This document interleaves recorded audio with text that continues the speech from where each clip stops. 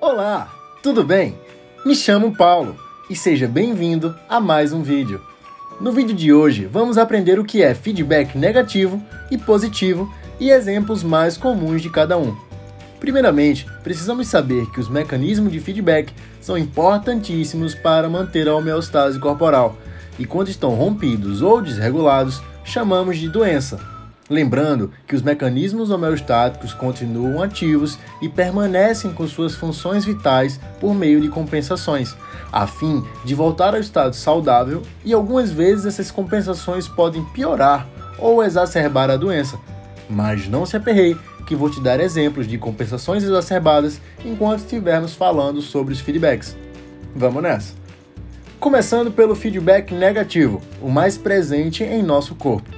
O nome desse mecanismo já nos dá um grande indício de como ele funciona. E sim, ele tem como objetivo ser negativo ao estímulo inicial. Um dos grandes exemplos para te explicar melhor sobre esse mecanismo incrível é o eixo hipotálamo-hipófise-tireoide. O hipotálamo joga o hormônio hipotalâmico estimulador de tireotrofina, TRH, que estimulam a secreção de tireotrofina, TSH, pela adenohipófise, que age na tireoide, estimulando a tiroxina T3 e o triiodotironina T4.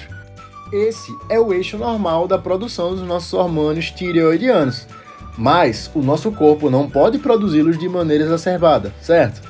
Pois isso geraria uma doença, ruptura da nossa homeostase, denominada hipertireoidismo.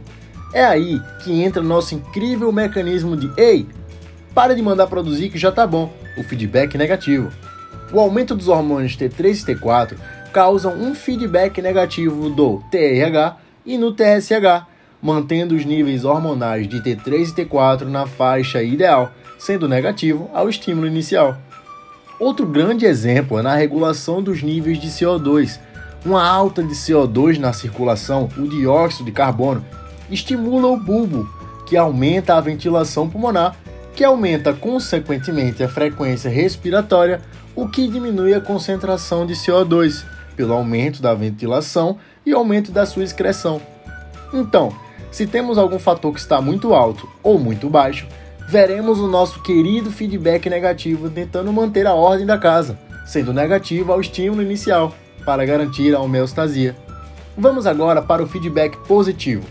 Esse nosso feedback em questão possui mais riscos em relação às compensações exacerbadas, pois este possui a função de gerar a instabilidade, por exacerbar o estímulo inicial, podendo levar à morte. Por esse motivo que a maioria dos nossos sistemas de controle do nosso corpo são feitos pelo feedback negativo. Um exemplo de um descontrole desse mecanismo é se uma pessoa perde subitamente 2 litros de sangue, levando em consideração que nosso coração consegue bombear 5 litros de sangue por minuto. Isso faz com que o coração não consiga bombear eficientemente o sangue para todo o corpo.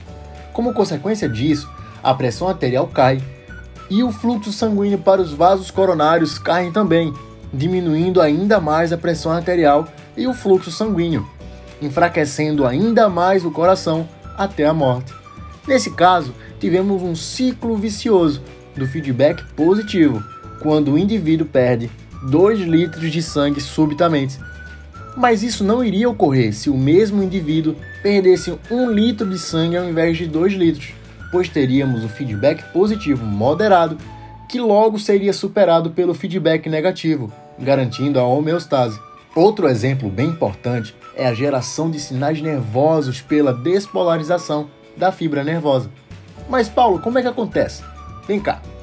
Primeiramente, vamos ter a estimulação de uma fibra nervosa gerando um vazamento de íon sódio da membrana do nervo até o interior da fibra nervosa.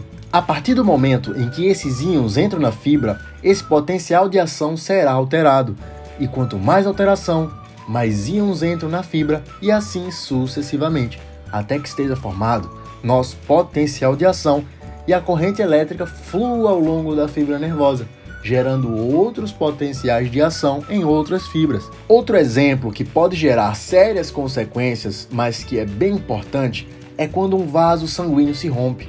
Esse rompimento ativa várias enzimas, chamadas fatores de coagulação, com o objetivo de formar um coágulo, cessar o sangramento e fechar o orifício do vaso. Só que, Quanto mais coágulo é formado, mais enzimas de coagulação são ativadas, gerando mais coágulo, ativando mais enzimas e assim sucessivamente. O grande problema é quando esse mecanismo é desregulado, podendo fechar por completo o lume do vaso, formando uma placa aterosclerótica, obstruindo esse vaso. Um exemplo crucial também é no mecanismo do parto.